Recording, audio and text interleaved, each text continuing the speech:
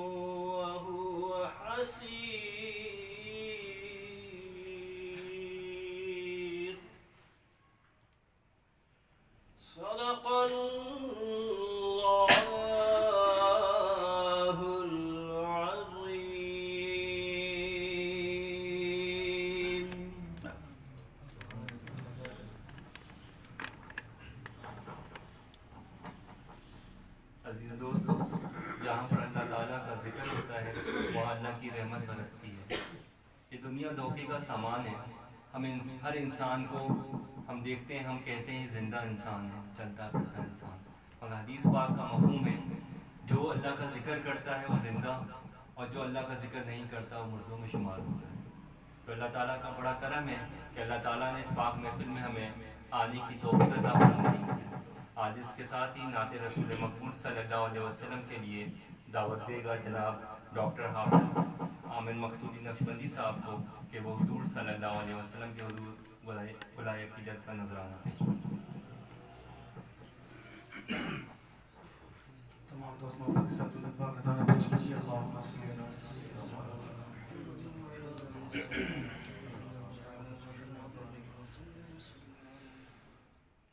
بلغ العلا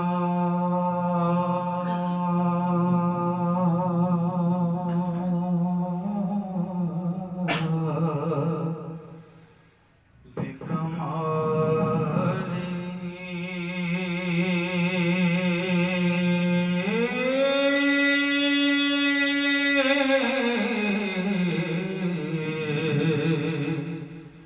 کشف دجا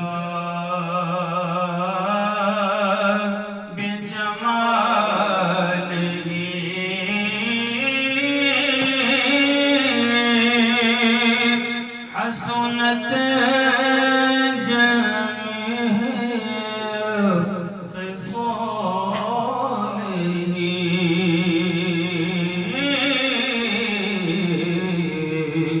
صلوا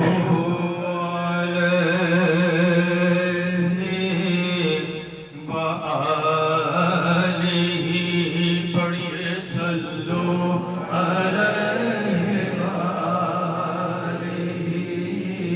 صلوا علیہ وآلہ صلوا علیہ اور جب موج پہ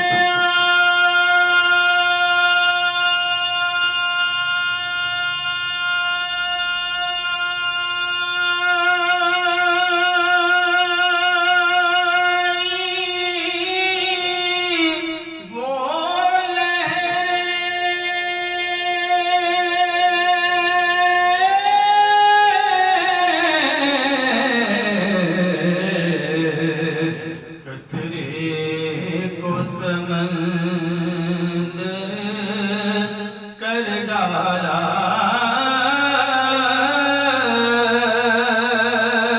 یہ ان کی شان کریمی ہے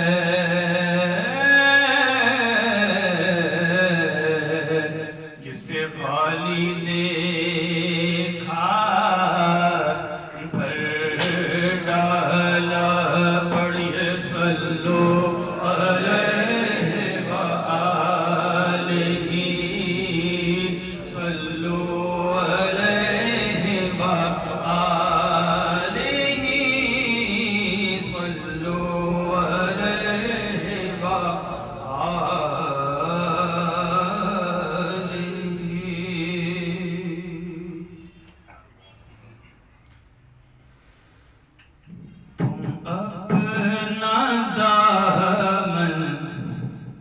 بچھا کے مانگو تم اپنا دامن بچھا کے مانگو تم اپنا دامن بچھا کے مانگو مانگنے کا شعور دیتے ہیں پھر جو بھی مانگو حضور دیتے ہیں مانگنے والا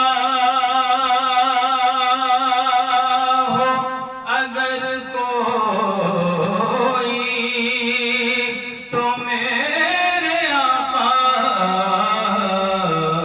ضرور دیتے ہیں تو پھر سب کے ساتھ باواز بند مل کے پڑھیں کہ تم اپنا دامن بچھا کے مانگو تم اپنا دامن بچھا کے مانگو تم اپنا بچھا کے مانگو حضور دیں گے ضرور دیں گے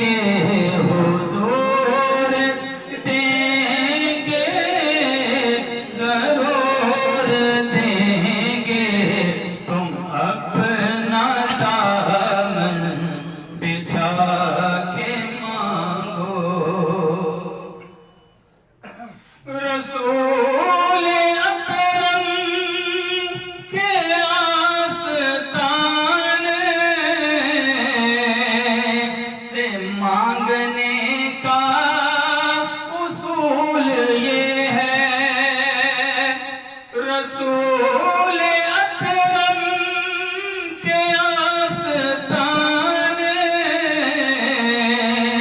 سے مانگنے کا اصول یہ ہے، درود لب پر سجا کے مانگو، درود لب پر سجا کے مانگو، حضور دیں گے، حضور دیں گے، ضرور دیں گے، تم اپنا دامن بچھا کے مانگو،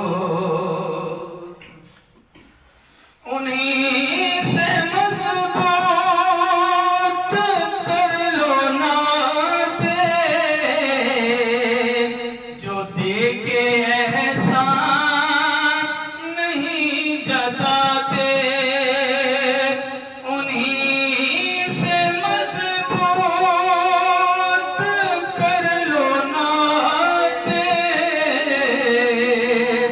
جو دے کے احسان نہیں جتاتے، انہیں کو دل میں بسا کے مانگو، انہیں کو دل میں بسا کے مانگو، انہیں کو دل میں بسا کے مانگو، حضور دیں گے، ضرور دیں گے، حضور دیں گے، ضرور دیں گے، تم اپنا دامن بچھا کے مانگو، جہاں سے مولا علی نے مانگا، اور جہاں سے ہر ایک ولی نے مانگا، جہاں سے مولا علی نے مانگا، جہاں سے ہر ایک ولی نے مانگا، انہی کی چوکھٹ پہ جا کے مانگو، انہی کی چوکھٹ پہ جا کے مانگو، حضور دیں گے، ضرور دیں گے، تم اپنا دامن بچھا کے مانگو، رسول اکرم کی نعت خالد زمانے بھر کو سنا چکے ہو، رسول اکرم کی نعت خالد زمانے بھر کو سنا چکے ہو، اب حضور کو بھی سنا کے مانگو، حضور کو بھی سنا کے مانگو، اب حضور کو بھی سنا کے مانگو، حضور دیں گے، ضرور دیں گے، حضور دیں گے، ضرور دیں گے، تم اپنا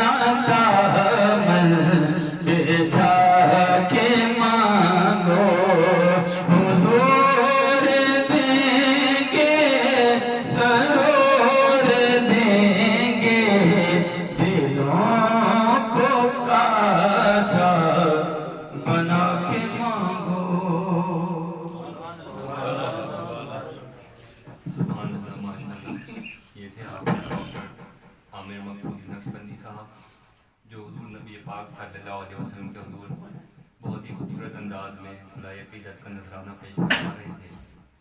अजीज़ दोस्तों, इस महफिल में आप तशरीफ़ लाए, यकीनन आपकी रूहानी और ज़हनी कैफियत कुछ और होंगी, और अब तिलावत कलाम पाक और नाज शरीफ के बाद आपकी ज़हनी और रूहानी कैफियत कुछ और होंगी। यही अल्लाह के नेक बंदों की बताई हुई बातों पे अमल करते हुए उनके हुक्म से अल्लाह और उसके रसूल सल्लल्लाहु अलैहि वसल्लम की मोहब्बत में रखी गई अल्लाह के ज़िक्र की महफिल का खासा होता है कि यहाँ आने वाला खाली हाथ लौट के नहीं जाता। और जो लोग यहाँ आते हैं, हिकायत है शेख साहब के एक लकड़ी का तख्ता एक दरिया के ऊपर तैर रहा था, कभी वो डूबता था, कभी बाहर आ जाता था। एक तना था दरख्त का, तो एक कश्ती वहां से जा रही थी। उस तने ने उस कश्ती से पूछा जो लकड़ी उसमें लगी हुई थी कि मैं भी लकड़ी हूँ, तुम भी लकड़ी हो, मगर मैं कभी डूबता हूँ, कभी पानी से बाहर आ जाता हूँ, मगर मैं ऊपर ठहर नहीं पाता। तुम हो कि लकड़ी होने के बावजूद अपने अंदर कई लोगों को लेके जा रही हो, क्या माजरा है, क्या वजह है? तो उसने कहा कि मैं भी तुम्हारी तरह ही एक तना थी, मगर मैं एक माहिर बड़ाई के हाथ लग गई। उसने मुझे चीरा, मुझे काटा, मुझे छीला, मुझे एक साइज में बनाया और फिर तरतीब दिया मुझे और मुझे कश्ती बना दिया। अब ये माजरा है कि मैं इस पानी पे तैरती भी हूँ और कई लोग मेरे ऊपर बैठ के सफर भी करते हैं। तो असल वजह यह है कि यहाँ पर जो भी उलमा कराम आते हैं वो भी इसी तरह अल्लाह वालों के हाथ से तरबियत याफ्ता होते हैं। आलिम बहुत सारे होते हैं, मगर उन उलमा कराम की बात ही अलग होती है जो अल्लाह वालों की सोहबत में बैठकर दीन का इल्म पुरखुलूस तरीके से लोगों तक पहुँचाने की तवज्जो करते हैं। इसी तरह हम में इस वक्त हज़रत अल्लामा मौलाना अरसलान ज़ैदी मकसूदी नक्शबंदी साहब भी मौजूद हैं, जो हुज़ूर पाक सल्लल्लाहु अलैहि वसल्लम का दीन फैलाने के लिए हम तक पहुँचे। और आज इस दावत देगा जनाब अल्लामा मौलाना अरसलान ज़ैदी साहब को कि वो अपने बयान दिल नवाज से हमारे कुलूब को मुनव्वर करें।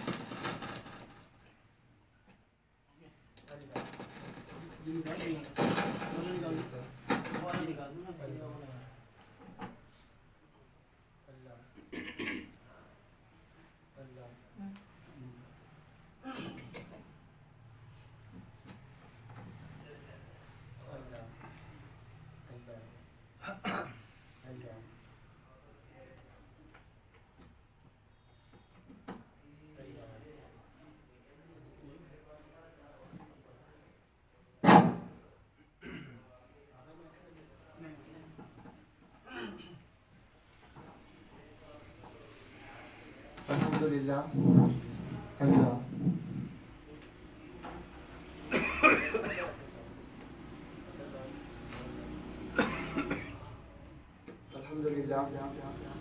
अल्हम्दुलिल्लाह रब्बिल आलमीन नहमदुहु व नुसल्ली अला रसूलिहिल करीम अम्मा बाद फ़अऊज़ु बिल्लाहि मिनश शैतानिर रजीम बिस्मिल्लाहिर रहमानिर रहीम या अय्युहल्लज़ीना आमनू क़ू अन्फुसकुम व अहलीकुम नारा वक़ूदुहन नासु वल हिजारा आमन्तु बिल्लाहि सदक़ल्लाहुल अलीयुल अज़ीम इन्नल्लाहा व मलाइकतहु युसल्लूना अलन नबी या अय्युहल्लज़ीना आमनू सल्लू अलैहि व सल्लिमू तस्लीमा अल्लाहुम्मा सल्लि अला सय्यिदिना मुहम्मद व अला आलि सय्यिदिना व मौलाना मुहम्मद वबारिक वसल्लम।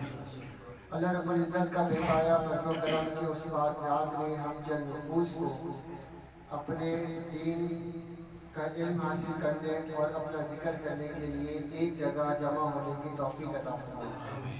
हदीस पाक के मुताबिक जब कुछ लोग जिनका ताल्लुक़ मुख्तलिफ़ ज़बानें बोलने वालों में से हो या मुख्तलिफ़ ख़ानदानों से हो, और जब वो एक जगह जमा होकर अल्लाह का ज़िक्र करते हैं तो अभी ये महफिल ख़त्म नहीं हो पाती कि अल्लाह ताला उसमें शरीक तमाम लोगों की बख्शिश का ऐलान फरमा देता है। यकीनन ये बात बहुत मामूली सी लगती है कि हम चंद लम्हे अल्लाह के ज़िक्र के लिए बैठ जाएं और हमारी बख्शिश हो जाए, लेकिन ये बात याद रखें कि मीज़ान पर हमारे अमल तोले जाएंगे, गिने नहीं जाएंगे। तोले जाएंगे, गिने नहीं जाएंगे। इसका मतलब यह है कि अगर एक बंदा कोई एक अमल भी ऐसा कर ले जो कि इखलास से भरपूर हो, तो वो सैकड़ों लाखों करोड़ों अमाल के ऊपर भारी हो। अमल भारी कैसे होता है? वो इखलास से होता है कि बंदा फ़कत अल्लाह ताला की रज़ा के लिए अमल करे, अल्लाह ताला को खुश करने के लिए अमल करे। जितना उसके अंदर इखलास होगा, छोटे से छोटा अमल भी इंतहाई बड़ा बन जाएगा। और ये सब बाहिसियत मुसलमान हमारे लिए पर्दे की बात है। हमें नहीं पता कि हमारा कौन सा अमल अल्लाह ताला ने कबूल फरमाया, कौन सा अमल अल्लाह ताला की बारगाह में रद्द हुआ। जब हमारी आंखें बंद होंगी तो फिर हमें पता लगेगा कि हमारा जो हमने छोटे छोटे अमल किए उसका कितना बड़ा अजर था, या कुछ ऐसे अमाल जिसको हमने बहुत बड़ा समझकर और अपने नफ्स को बहुत मोटा किया कि हमने कितनी बड़ी नेकी की है और हम रात को सुकून से सोए, तो जब बाद में पता लगेगा कि वो नेकी अल्लाह ताला की बारगाह में कबूल ही नहीं की। तो ये सारी बातें पर्दे की हैं। किसी बंदे के पास कोई सर्टिफिकेट नहीं है कि मेरी बख्शिश 100% है। जब भी आप देखें रसूल पाक सल्लल्लाहु अलैहि वसल्लम, अल्लाह के नबी, उसके बाद सहाबा कराम, ताबईन, ताबा ताबईन और आज तक के जितने औलिया कराम, किसी का भी अमल हमें ऐसा देखने में नहीं आता कि वो सुकून से घर में बैठ गए कि हाँ मैंने बहुत ज़्यादा नेकियां कर ली हैं, अब मेरी बख्शिश का सामान पूरा हो गया। यहाँ तक कि सहाबा कराम जिसके भी अहवाल आप उठा के देखें, सबका मामला यही रहा है कि ज़िंदगी आखिरी वक्त तक, आखिरी लम्हे तक अल्लाह के ज़िक्र करते रहे, अल्लाह का खौफ तारी रहा। कि बाज़ औक़ात यहाँ तक सुनने में आया कि जुनैद बगदादी रहमतुल्लाहि ताला अलैह आपके बारे में आता है कि जब आपके ऊपर मौत का वक्त तारी था, नज़ा का आलम तारी हुआ, तो आपके मुरीदीन ने अर्ज़ की गई, मतलब कलमा तैयबा की तलकीन की, ला इलाहा इल्लल्लाह, ला इलाहा इल्लल्लाह। तो जुनैद बगदादी रहमतुल्लाहि ताला अलैह जो ज़माने के वली हैं, आपकी ज़बान पे एक ही अल्फाज थे कि अभी नहीं, अभी नहीं, अभी नहीं, अभी नहीं। जब आपका विसाल हुआ तो किसी मुरीद ने आपको ख्वाब में देखा और पूछा कि हम आपको कलमे की तलकीन कर रहे थे और आप फरमा रहे थे कि अभी नहीं, अभी नहीं, इसका क्या माजरा है? तो आपने फरमाया कि जब मेरी मौत का वक्त था, नज़ा का आलम तारी था, तो मेरे पास शैतान खड़ा हुआ था और वो मुझे मुबारकबाद दे रहा था कि जुनैद तुम्हें मुबारक हो कि तुम ईमान के साथ दुनिया से लौट के जा रहे हो। तो मैं उसको जवाब दे रहा था कि अभी नहीं, अभी नहीं, अभी भी मेरे जिस्म में कुछ सांस बाकी है। हो सकता है कि आखिरी सांस में तो मुझे ईमान की दौलत से महरूम कर। तो ये चंद हमें अल्लाह ताला के जिक्र के लिए बैठ जाना, यकीनन ये बज़ाहिर तो बहुत छोटा अमल है, लेकिन अगर हम इखलास के साथ, मोहब्बत के साथ अल्लाह के जिक्र की खातिर अपने नियत को, अपने दिल को सही करके बैठेंगे तो यकीनन हमारे लिए बैठना हमारे मरने के बाद काम आएगा। कुरान पाक में अल्लाह रब्बुल इज़्ज़त ने इरशाद फरमाया, या अय्युहल्लज़ीना आमनू, ए ईमान के दावेदार, यानी कि ए वो लोगों जो ईमान लाए। इसका एक तर्जुमा तलकीन करने के लिए ये भी कहा जाता है, ये भी किया जाता है कि ए ईमान के दावेदारों जो कहते हो कि हाँ हम ईमान लेकर आए, क्या करो, कू अनफुसकुम, बचाओ सबसे पहले अपने आप को, व अहलीकुम, और अपने घर वालों को, किस चीज़ से, वक़ूदुहन नासु वल हिजारा, वो अनफुसकुम व अहलीकुम नारा, नार से, आग से। जो आग अल्लाह रब्बुल इज़्ज़त ने मुजरिमीन के लिए, मुनाफिकीन के लिए, गुनाहगारों के लिए जो तैयार कर रखी है, उस आग से सबसे पहले अपने आप को बचाओ और उसके बाद अपने घर वालों को बचाओ। उस आग की कैफियत ये है कि उसका ईंधन वक़ूदुहन नास वल हिजारा, कि उसका ईंधन इंसान और पत्थर है। हम दुनिया में आग को बढ़ाने के लिए मिट्टी का तेल डालते हैं, दीगर ज़राए अपनाते हैं। अल्लाह ताला जहन्नुम की आग को बढ़ाने के लिए इंसान और वो पत्थर जिनके बुत बनाए जाते हैं उनको डालेगा। अब ये इंसान कौन है? ये आप और हम हैं। खिताब भी हम लोगों से है कि या अय्युहल्लज़ीना आमनू, ए वो लोगों जो ईमान लाए हो, बचाओ अपने आप को और अपने घर वालों को जहन्नुम की आग से। अब जहाँ पर अल्लाह रब्बुल इज़्ज़त ने बलखुसूस मोमिनीन से खिताब फरमाया, तो यकीनन अहले ईमान के कान खड़े हो जाने चाहिए कि यकीनन कोई ना कोई पते की बात है। कहीं या अय्युहन नास भी फरमाया कि ए लोगों, लेकिन यहाँ फरमाया ए वो लोगों जो ईमान लाए। अब होता ये है कि हमारे घर में एक बंदा अगर घर का बड़ा हो तो उसके ज़ेर में छोटे भाई भी होते हैं, बहन भाई होते हैं, बीवी होती है, बच्चे होते हैं। अगर कोई ना हो तो ये जो जिस्म के आज़ा है ये उसका खानदान है। कोई ना हो, जैसे बंदा बोले मेरा तो घर वाला कोई है नहीं, ये जो मेरा जिस्म है ये मेरा खानदान है। मैं अपने हाथ को बोलो ऊपर हो जाओ, मेरा हाथ ऊपर हो जाओ, हाथ को बोलो नीचे हो जाओ, मेरा हाथ नीचे हो जाओ। ये एक हदीस शरीफ में भी ये बात मिलती है कि रसूल पाक सल्लल्लाहु अलैहि वसल्लम ने इरशाद फरमाया, कुल्लुकुम राइन, तुम में से हर एक चरवाहा है, व कुल्लुकुम मसऊलुन अन राइयतिही, और तुम में से हर एक से उसकी रैयत के बारे में सवाल किया गया। रैयत क्या होती है? बादशाह, और उसके जो नीचे लोग होते हैं वो कहलाती है उसकी रियाया, रैयत कहते हैं उसको। अब अगर एक बंदा बादशाह हो तो उसके जो नीचे लोग हैं वो उसकी रैयत है, रियाया है। लेकिन एक आम बंदा, उसकी रियाया क्या है? उसके बाद ना कुछ है, ना उसके बाद ना कोई घर बार है, ना कोई बिजनेस है, कुछ भी नहीं है, उसका ख़ानदान भी कोई ना हो, पूरी दुनिया में तने तना बंदा हो। लेकिन हदीस शरीफ में आता है कि उसका जो रियाया है वो उसके आज़ा है। यानी कि किसी भी सूरत में बंदी को छूट नहीं है कि बंदा बोले मैं अपने घर वाले को कैसे बचाऊँ, मेरा घर वाले तो कोई है नहीं। हदीस शरीफ के मुताबिक मैं तो किसी का निगहबान हो नहीं सकता, मेरे नीचे कोई है ही नहीं। बल्कि अगर हदीस शरीफ को मुकम्मल पढ़े तो उसमें आता है कि हदीस पाक का मफहूम है कि तुम में से हर एक कोई निगरान है। अमीर अपने नीचे वालों का निगरान है, चाहे वो जिस हैसियत में भी अमीर हो, अपने जेल अपने नीचे वालों का निगरान है। मर्द अपने घर वालों का, अपने बच्चों का निगरान है। औरत अपने शौहर की औलाद और उसके माल की निगरान है, और गुलाम अपने मालिक के माल का निगरान है। ये हदीस शरीफ के अल्फाज हैं कि कोई भी हैसियत चाहे बंदी की जैसी भी हो, उसके नीचे कोई ना कोई होता ही है।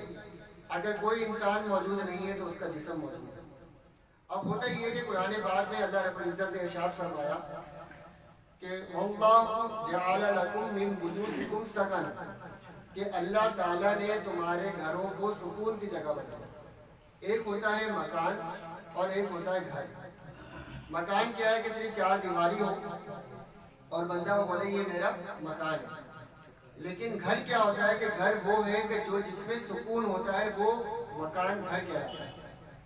अगर एक बंदा चार दीवारी में रहता हो, इंतहाई खूबसूरत मकान हो, लेकिन अगर उसको घर में अपने उस मकान में सुकून मयसर नहीं है तो कुरान पाक की रूह से वो घर नहीं, वो मकान है कि एक रहने की जगह है लेकिन सुकून की जगह नहीं है। आम अल्फाज में सुकून की जगह वो घर कहलाता है। आजकल हम मगरबी तहजीब से बहुत ज़्यादा मुतासिर हैं और हर एक के हाथ में मगरबी तहजीब ने अपने हुकूक की लिस्ट थमाई है। बच्चा बोलता है ये मेरे हुकूक है, बाप बोलता है ये मेरे हुकूक है, माँ बोलती है मेरे हुकूक है, बीवी बोलती है मेरे हुकूक है। गर्ज ये कि जानवरों के हुकूक के ऊपर इतना जोर दिया जाता है कि बंदा बाज़ औक़ात ये तसव्वुर करता है कि काश पाकिस्तान में इंसान को जानवरों वाले हुकूक मिल जाए तो काफ़ी सुकून मैसर आ जाए। यानी कि हर एक के पास अपने हुकूक की लिस्ट है। کہ میرے یہ حق ہے، مجھے یہ حق ادا، میرے یہ حق ادا کیے جائیں. لیکن دین اسلام کا یہ حصول ہے کہ اللہ رب العزت اور رسول پاک صلی اللہ علیہ وآلہ وسلم نے حقوق کے بجائے فرائض کی پر زور دیا کہ اپنے حقوق نہیں مانگو بلکہ اپنے فرض ادا کرو. بحیثیت باپ، بحیثیت بیٹا، بحیثیت شوہر، تمہارا جو بھی منصب ہے، تمہارا کوئی بھی کردار ہے، تم اپنے فرض ادا کرو، اپنے حقوق اللہ کی رضا کے لیے معاف کرتے رہو. اب اس میں گھر کا بنے گا جب گھر کا ہر فرد اپنا حقوق اور اپنے فرائض پورے کرے. اب قرآن پاک میں جو گھر کا سربراہ ہے، اللہ رب العزت نے اس کے بارے میں بیان فرما دیا کہ تمہارا کام کیا ہے کہ تم اپنے آپ کو بھی بچاؤ اور اپنے گھر والوں کو بھی بچاؤ جہنم کی آگ سے. اس سے ہمیں یہ پتہ لگا کہ صرف باپ کا کام اپنے بچوں کے لیے بہترین روزگار کمانا نہیں. باپ کا کام صرف یہ نہیں کہ وہ اپنے بچوں کی رہائش کا انتظام کرے. باپ کا کام صرف یہ نہیں کہ وہ اپنے بچیوں کے اچھے مستقبل کا انتظام کرے. صرف کا لفظ استعمال کرے، یہ سارے فرائض میں شامل ہیں کہ بچے کو اچھا کھانا بھی کھلائے، جتنا اس کی جیب اجازت ہے اس کے اچھا رہنے کا انتظام کرے، سب کچھ کرے. لیکن صرف یہ کام نہیں ہے. اصل کام یہ ہے کہ بندہ اپنے آپ کو بھی جہنم کی آگ سے بچائے اور اپنے گھر والوں کو بھی جہنم کی آگ سے بچائے. صرف چند باتیں سمجھانے کے لیے قرآن پاک کی آیات کا حوالہ. اللہ رب العزت نے قرآن پاک میں جو جنتی آپس میں باتیں کریں گے ان کا منظر پیش کیا کہ جنتی آپس میں کیا بات کریں گے. اس میں سے ایک منظر ایک آیت مبارکہ میں پیش کیا گیا کہ اہل جنت آپس میں جب بات کریں گے تو وہ یہ کہیں گے کہ ہم اپنے گھر والوں میں ڈرتے ڈرتے رہتے تھے. کیسے رہتے تھے؟ ڈرتے ڈرتے رہتے تھے. یعنی کہ ایسا تو نہیں کہ ہمارے گھر والے دین پر عمل نہ کر رہے ہوں اور ہم تو اپنی نمازیں پڑھتے رہیں اور ہمارے گھر والے دین پر عمل نہ کر رہے ہوں. گھر میں رہتے تھے ڈرتے ڈرتے. مطلب بیوی کا ڈر ایسا نہیں کہ بیوی مجھے ڈانٹے گی، بچے مجھے گھر سے باہر نکال دیں گے. ڈر یہ ہوتا تھا کہ ایسا نہ ہو کہ ہم تو دین پر عمل کر رہے ہیں، ہمارے بچے عمل نہ کرتے.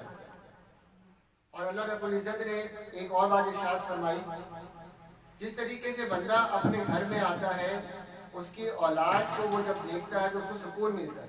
یہ بندے کی فطرت ہے.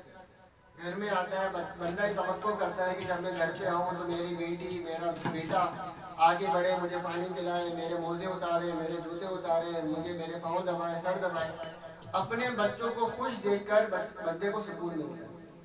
قرآن پاک میں اسی منظر کو پیش کیا گیا کہ جب اہل جنت اپنی اولاد کو دیکھیں گے جنت کے اندر تو قرآن پاک کی آیت کا مفہوم یہ ہے کہ وہ لوگ جن کی اولاد نے ان کے ایمان کے ساتھ دین کی پیروی کی، ہم ان کی اولاد کو بھی ان کے ساتھ شامل کر دیں. یعنی کہ جنت میں اگر بندہ اکیلا چلا بھی جائے اور اس نے اپنے بچوں کی ایسی تربیت نہیں کی کہ خدا نہ خواستہ وہ جنت میں نہ جائیں تو ہم آج اس بات سوچ سکتے ہیں کہ وہ کتنا تکلیف دے ہمارے کو کہ ہم تو جنت میں گھوم رہے ہیں، ہمارے گھر والے وہ اللہ تعالیٰ محفوظ فرمائیں گے وہ جہنم کی آگ میں جل رہے ہیں. بات کیا سمجھ میں آ رہی ہے کہ خود تو عمل کرنا ہی کرنا ہے، دوسروں کو عمل کروانا نہیں ہے. صرف خود کی نمازیں، صرف خود کے روزے، خود کے تبلیغی سفر، خود کے سنتوں کے اوپر عمل، یہ کام نہیں آتا.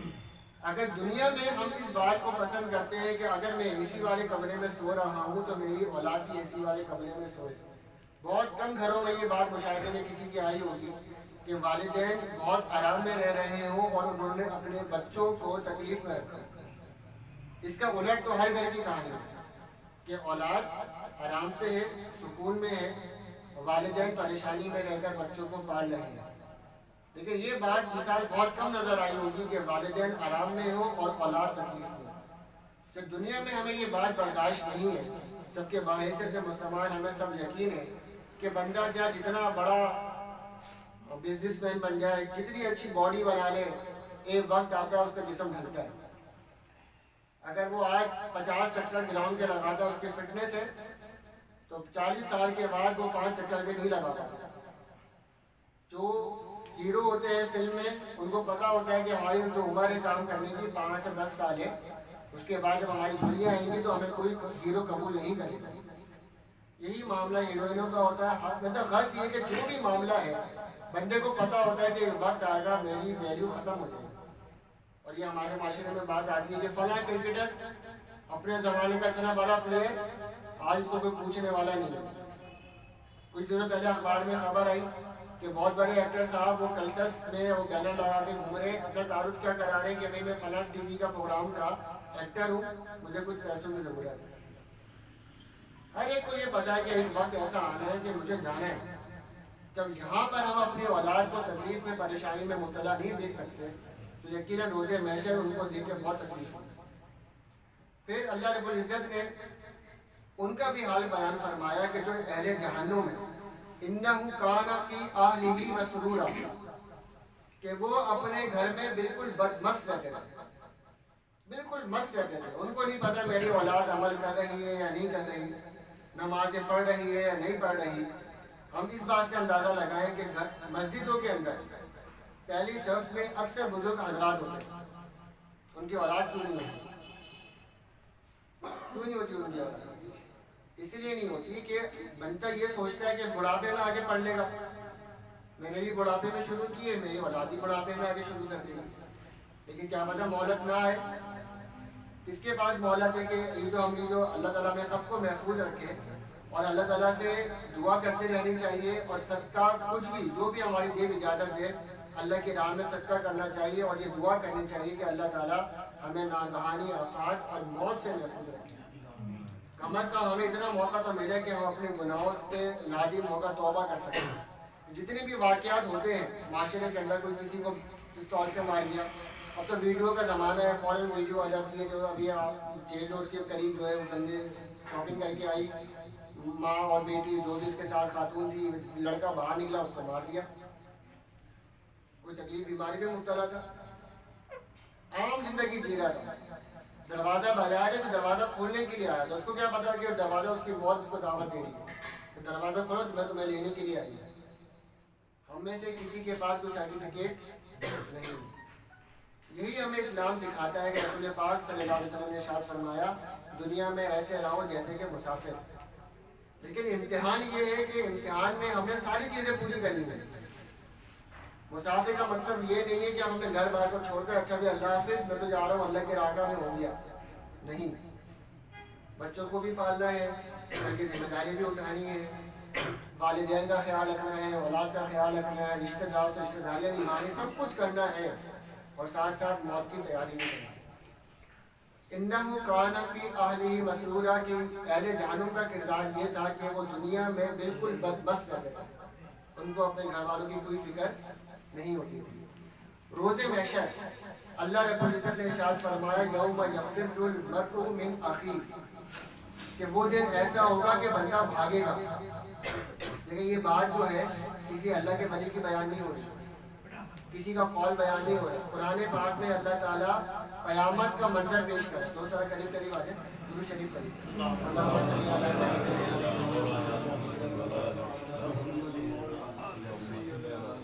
چند ایک باتیں ہوگی، بہت لمبا بیان کرنے کا مقصد نہیں ہے، اور آپ نے اندازہ لگا لیا ہوگا، مجھے بھی تقریر کرنا نہیں آتی۔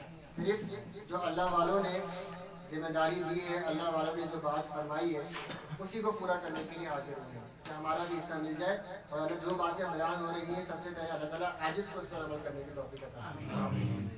یوم یفر المرء من اخیہ، وہ دن ایسا ہوگا کہ اس دن بھائی اپنے بھائی سے بھاگے گا۔ اب بھائی کیا ہوتا ہے؟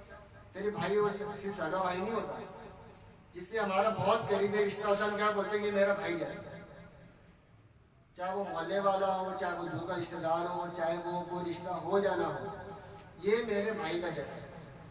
اور جو کہ ہونا نہیں چاہیے ہمارے معاشرے میں ہو جاتا ہے کہ وہ بھائی بھی گھر کا حصہ بن جاتا ہے، تو گھر میں آنے جانے بھی شروع کر دیتے ہیں، بے پردگی کے معاملات شروع ہو جاتے ہیں، بہن کے سامنے بھی آ رہے ہیں۔ لیکن اصل بات سمجھانے کی کیا ہے کہ یہ میرا بھائی ہے۔ اللہ رب العزت سب سے پہلے اس کے بارے میں ارشاد فرمایا یوم یفر المرء من اخیہ، کہ اس دن بندہ اپنے بھائی سے بھاگے گا، وَأُمِّهِ وَأَبِيهِ، اپنی ماں سے بھاگے گا، اپنے باپ سے بھاگے گا۔ ایک اور سورۃ المعارج کی آیات میں ہے، اس کا مفہوم آیات کا یہ ہے کہ بندہ اس دن اس کی یہ کیفیت ہوگی کہ بندہ اپنے بھائی سے بھاگے گا، اپنے گہرے دوست کی شکل دیکھنا پسند نہیں کرے گا، اور اس کے بعد اپنی ماں سے، اپنے بھائی سے بھاگے گا، اپنے خاندان سے بھاگے گا کہ وہ خاندان اس کو پناہ دینے والا تھا۔ بندے کو کوئی پریشانی ہوتی کہاں لوٹ کر آتا ہے؟ اپنے گھر میں آتا ہے. بندے کی یہی کیفیت ہوتی ہے کہ کیسے ہو سکے جتنی جلدی ہو سکے اپنے گھر پہنچ جاؤ. اور وہ اس خاندان سے وہ اس روز اسے بھاگ رہا ہوگا. کیوں؟ کیونکہ اللہ رب العزت نے ارشاد فرما دیا کہ وَأَهْلِيكُمْ نَارًا، کہ اپنے گھر والوں کو بھی جہنم کی آگ سے بچاؤ.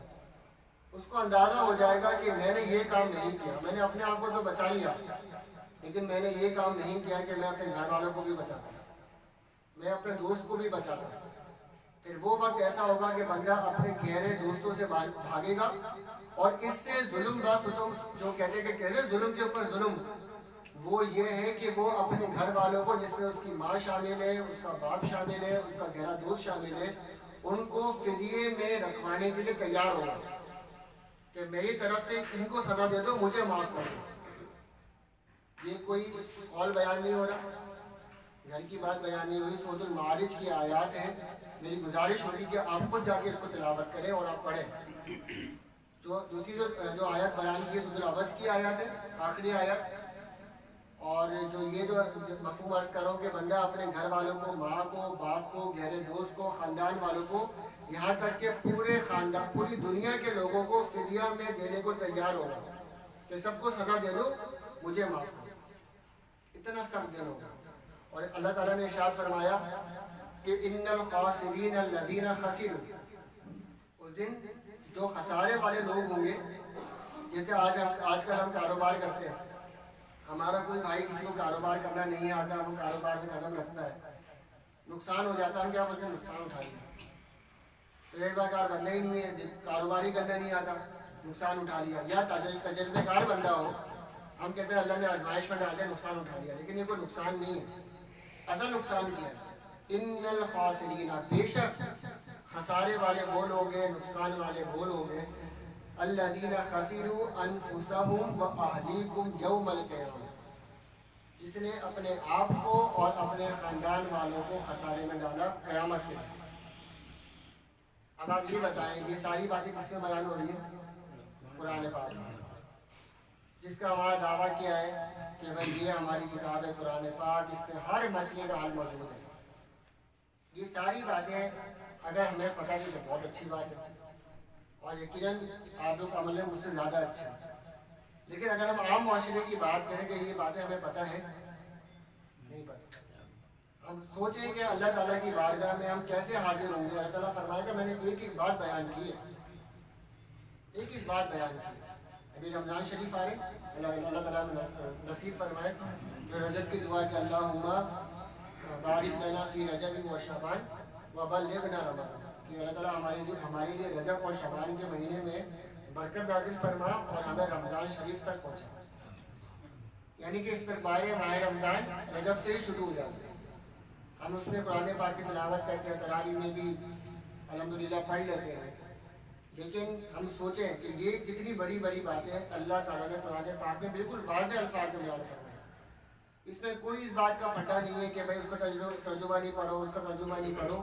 جس نے بھی ترجمہ کیا ہوگا وہ یہ ترجمہ کیا ہوگا جو میں آپ کے سامنے بیان کر رہا ہوں. اس میں کوئی اختلافی مسائل نہیں نکلے، اس میں کوئی ایسی بات نہیں نکلی کہ اس میں یہ مسئلہ نکل رہا ہے، اس میں یہ مسئلہ نہیں، کوئی فقہ مسائل نہیں نکلی.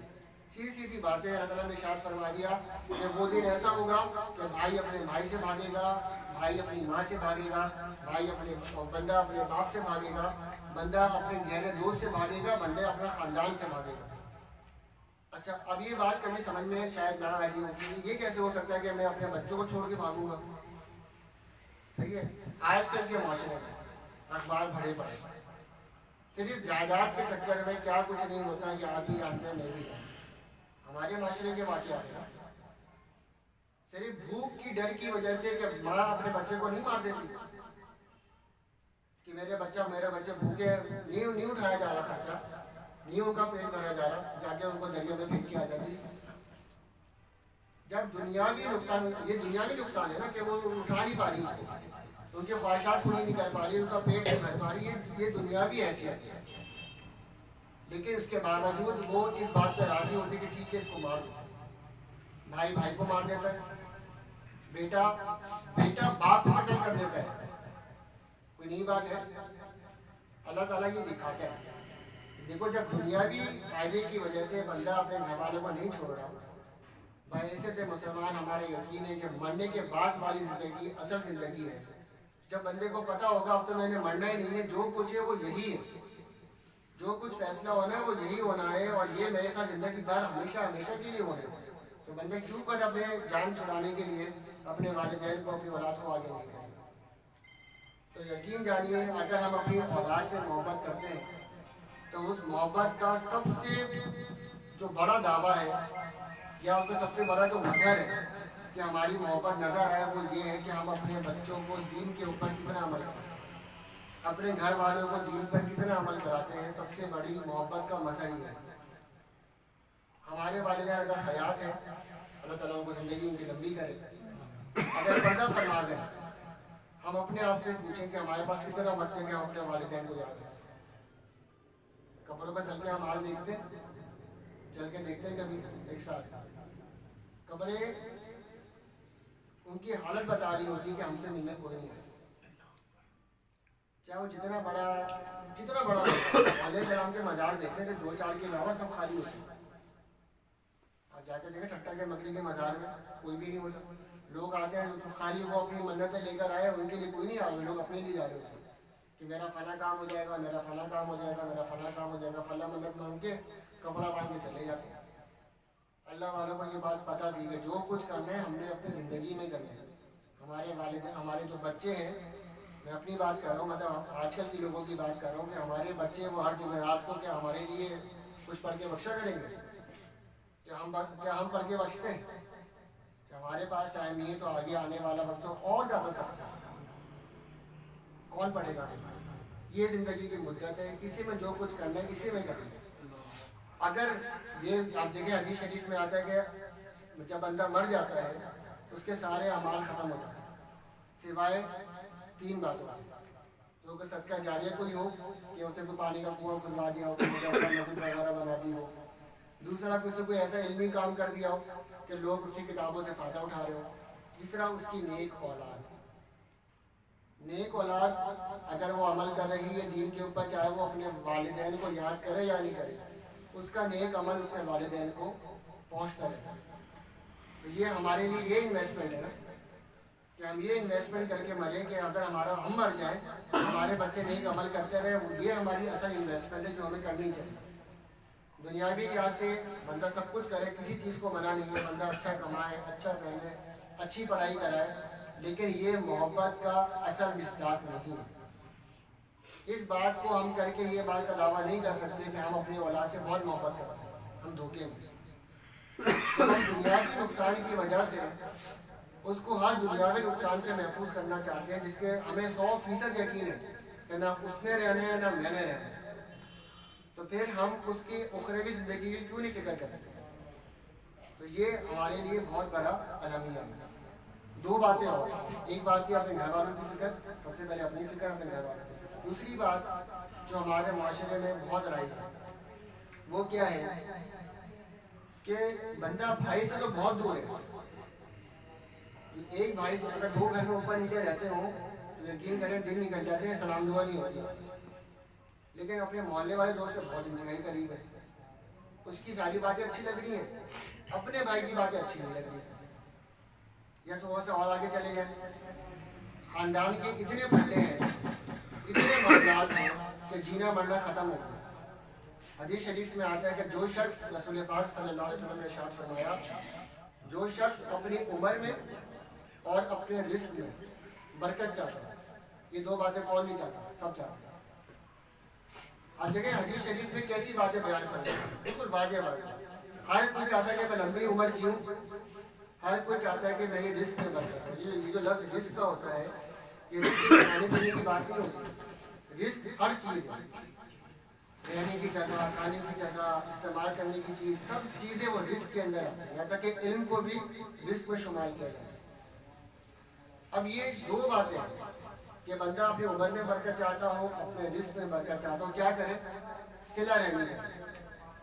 सिला रहमी क्या होती है कि जो रिश्ते अल्लाह ताला ने बनाए हैं उनको बना के रखें। और अगर और एक और हदीस शरीफ में रसूल पाक सल्लल्लाहु अलैहि वसल्लम ने इरशाद फरमाया कि सिला रहमी ये नहीं है कि वो मुझसे मिलता है तो मैं उससे मिलता हूँ। सिला रहमी तो ये है कि वो तुमसे काटे तुम उससे जोड़ो, ये सिला रहमी।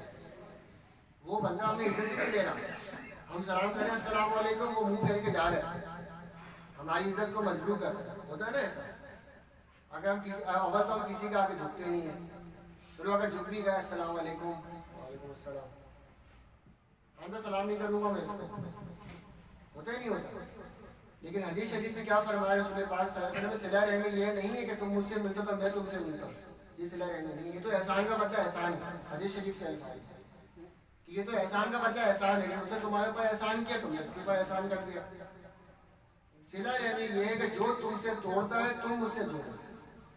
ये इतनी सख्त बात है नफ्स के ऊपर कि वो बंदा मेरे सलाम का जवाब नहीं देता और मैं उसको सलाम करूँ, मैं उससे बड़ा हूँ, वो मुझसे छोटा है, मैं उसको सलाम करूँ, वो मेरा भांजा है, मैं उसका मामू हूँ, वो मैं जाकर उसको सलाम करूँ। हदीस शरीफ में सारी बातें खत्म कर क्या फरमाया रसूल पाक सल्लल्लाहु अलैहि वसल्लम ने कि जो शख्स सलाम में पहल करता है जन्नत में पहले वही जाएगा। लेकिन ये बात सुनने के लिए बहुत प्यारी है, सुभान अल्लाह, माशाअल्लाह, क्या हदीस शरीफ है, अमल करना इंतहाई मुश्किल है। मैं अपनी बात करूँगा, जिससे मेरी बातचीत नहीं है, सलाम करना इंतहाई मुश्किल है। क्या मैं सलाम करूँगा, वो मुझे बोलेगा देखा आ रहे घूम फिर के मेरे पर सलाम करने के लिए आ रहे हैं, देखा कोई मतलब होगा तो सलाम करना। सिला रहमी का क्या है, बार बार सलाम करके सिला रहमी को ताज़ा करो, जो तुमसे काटता है तुम उससे जोड़ो। और एक और इमरान अफरोज वाक़या ये है कि अगर इमाम हसन इमाम हुसैन रज़ी अल्लाह ताला अन्हुमा दोनों अल्लाह के रसूल सल्लल्लाहु अलैहि वसल्लम के प्यारे सहाबी हैं और नवासे रसूल हैं। इमाम हसन बड़े भाई हैं, इमाम हुसैन छोटे भाई, दोनों में आपस में कोई बात हो गई, कलामी हो गई, बातचीत बंद हो गई, जैसे भाइयों में होता है।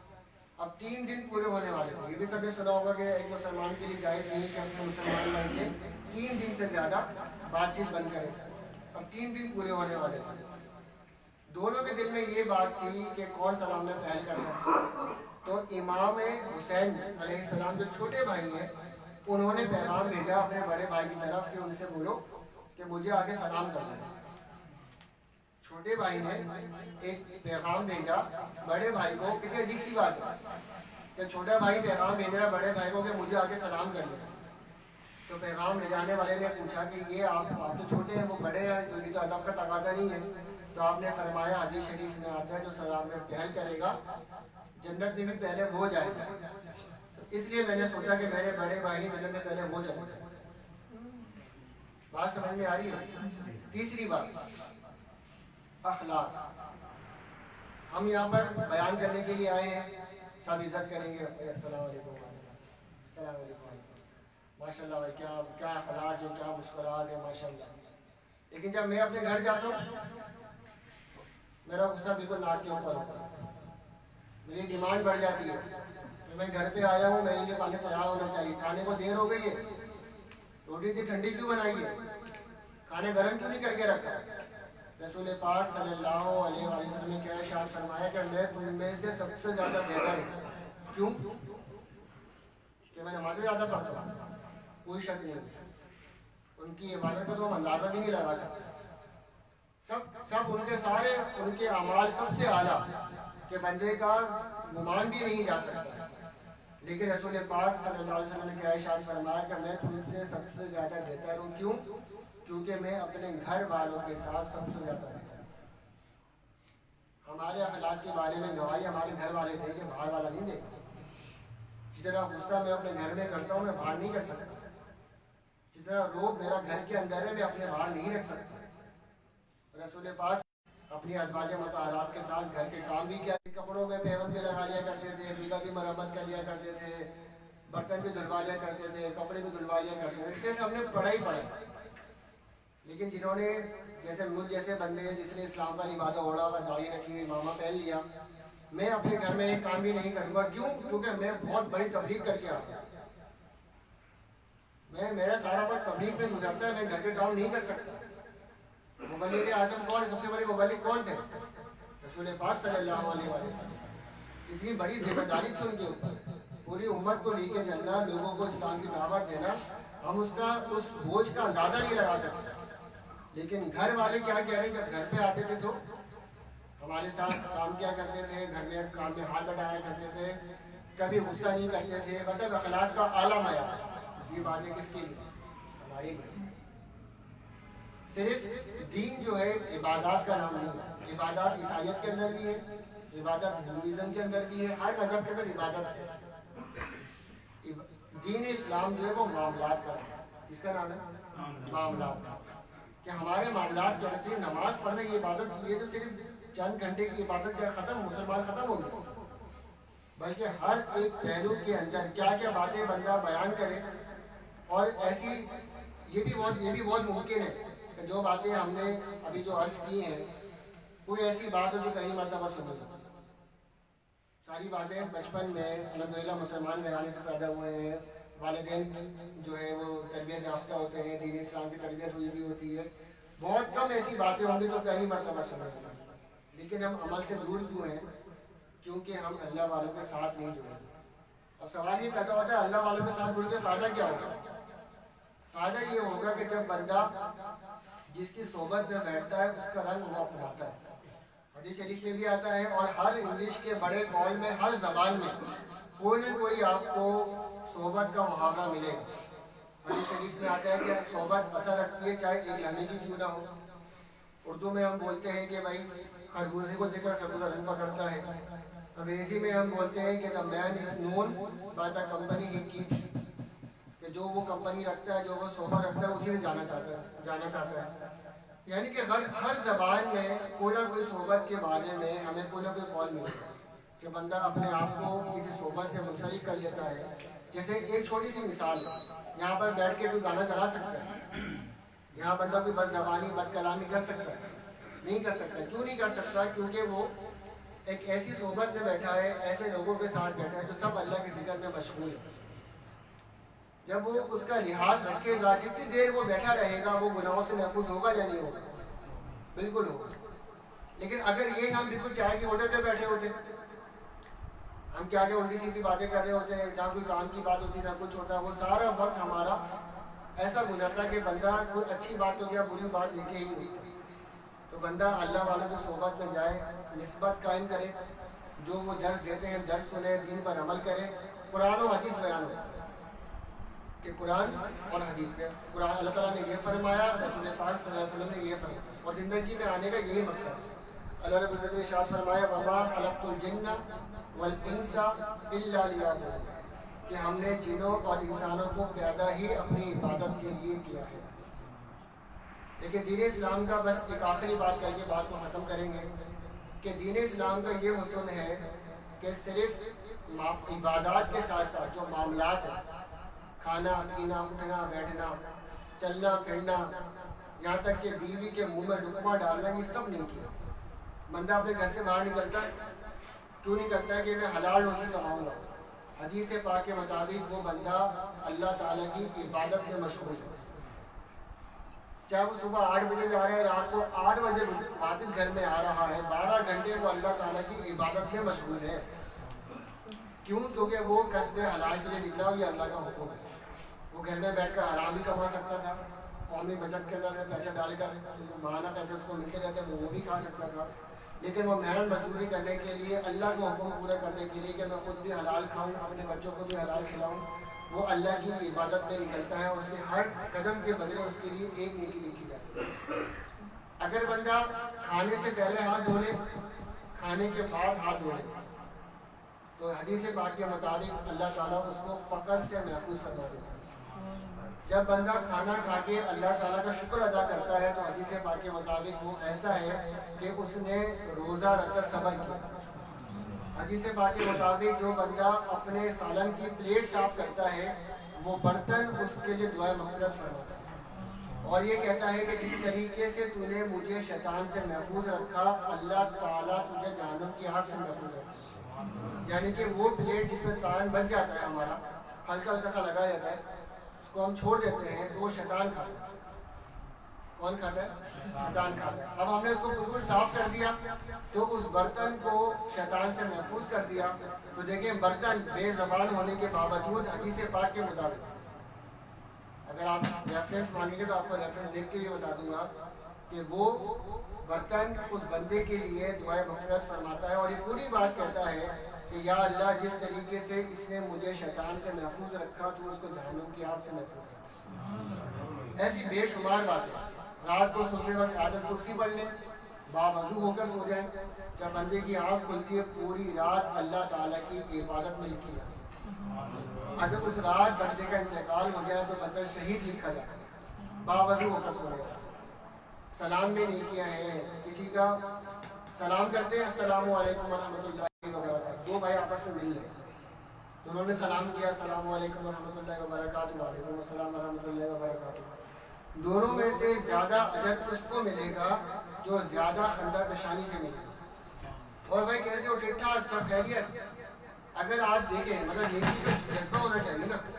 اگر ہم یہ دیکھ رہے ہیں کہ میرا بھائی مجھ سے نیکی میں سب کچھ لے کے جا رہا ہے, اس سے زیادہ محبت سے مل جائے, ہم اس سے اور محبت سے ملیں. اور بھائی گھر میں سب خیریت ہے, گھر میں سب ٹھیک ٹھاک, امی ابو ٹھیک ہے, بچے ٹھیک ہے.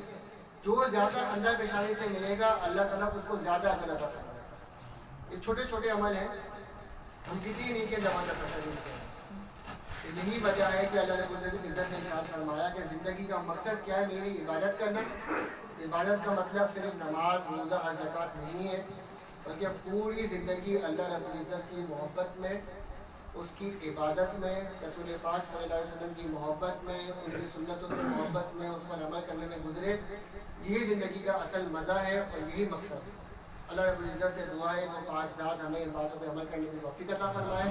ہمارے مرشد کریم آپ تمام کو تعارف ہے حضور قبلہ عالم, حضور قبلہ محبوب صحیح دامت برکاتہ العالیہ ہر جمعے کو سرجانی ٹاؤن فلیٹس فیس سیکٹر 6B میں جامعۃ المقصودیہ ہے, وہاں پر ہر جمعے کو تشریف فرما ہوتے ہیں. پروگرام ہوتا ہے, عصر سے شروع ہوتا ہے, عشاء میں ختم ہوتا ہے.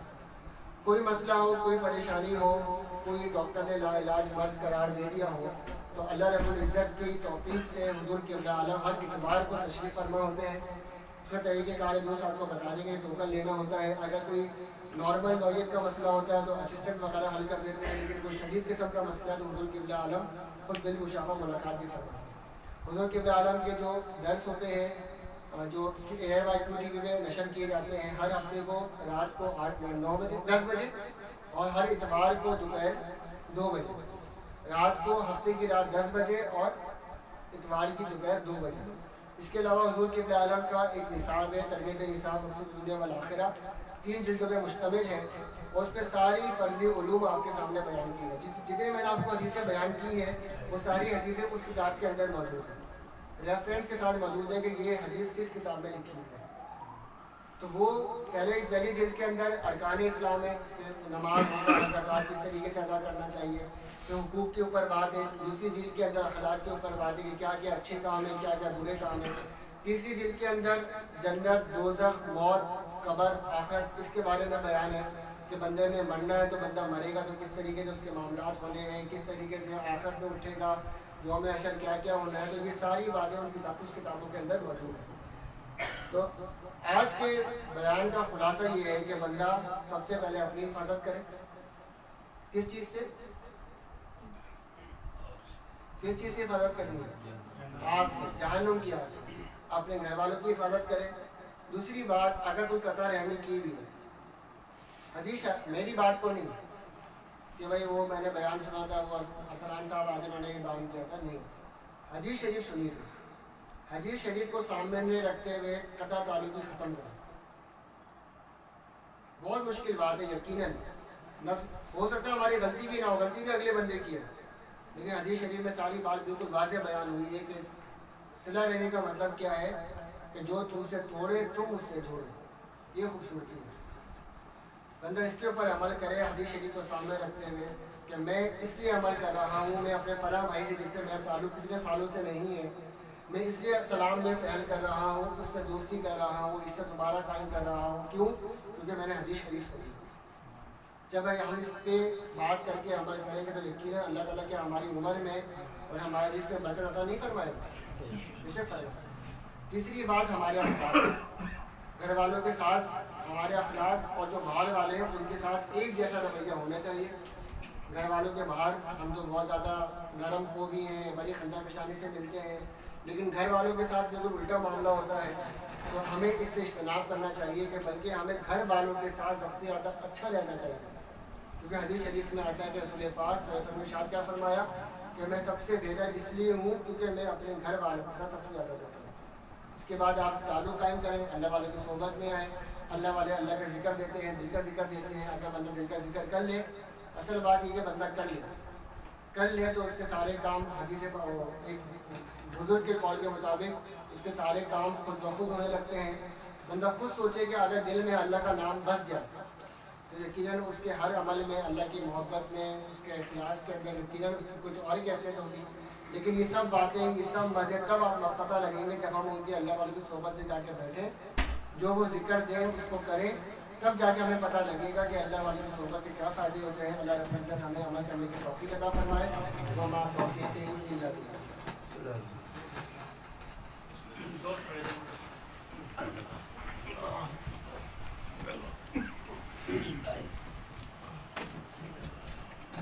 یا رسول اللہ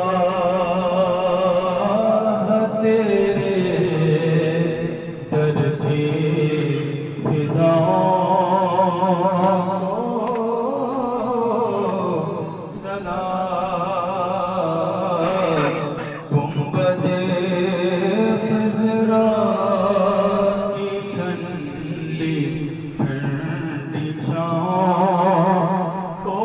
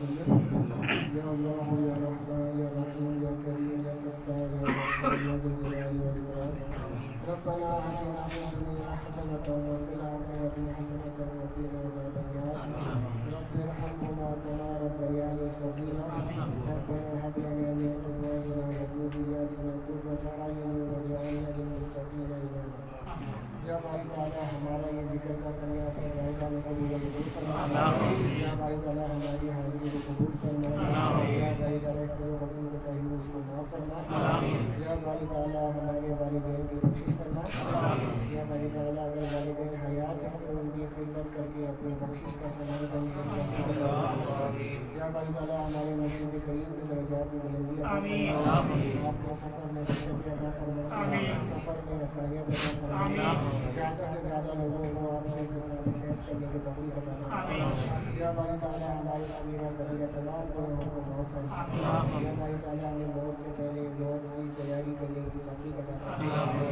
یا باری تعالیٰ جو لوگ بیمار ہیں گھروں میں ہسپتالوں میں تمام کو صحت کاملہ عطا فرما یا باری تعالیٰ اگر ان کے نصیب میں صحت تو ان کے لیے آسانیاں عطا فرما یا باری تعالیٰ جن گھروں میں تنگدستی ہے ان کی تنگدستی دور فرما جو قرضوں میں گھرے ہوئے ہیں قرض خلاصی عطا فرما یا باری تعالیٰ جن گھروں میں بیٹیاں بہنیں رشتوں کے لیے بیٹھی ہیں انہیں نیک اور صالح رشتے عطا فرما یا باری تعالیٰ ہمیں رسول پاک صلی اللہ علیہ وسلم کی سنت پر کامل اتباع نصیب فرما یا باری تعالیٰ اپنے حبیب مکرم صلی اللہ علیہ وسلم کی خود کی سچی محبت عطا فرما یا باری تعالیٰ ان کے پاکستان کی حفاظت فرما اس کی سرحدوں کی حفاظت فرما یا باری تعالیٰ جن لوگوں نے شرکت کی ہے ان کے جو جائز بناتے ہیں ان کو قبول فرما جن گھروں میں جو پریشانی ہے ان کو اپنے فضل سے دور فرما یا باری تعالیٰ ہمیں آزمائشوں سے محفوظ فرما یا باری تعالیٰ ہمیں ناگہانی موت سے پناہ عطا فرما یا باری تعالیٰ ہمیں ناگہانی آفات سے محفوظ فرما ان اللہ وملائکتہ یصلون علی النبی یا ایھا الذین آمنوا صلوا علیہ وسلموا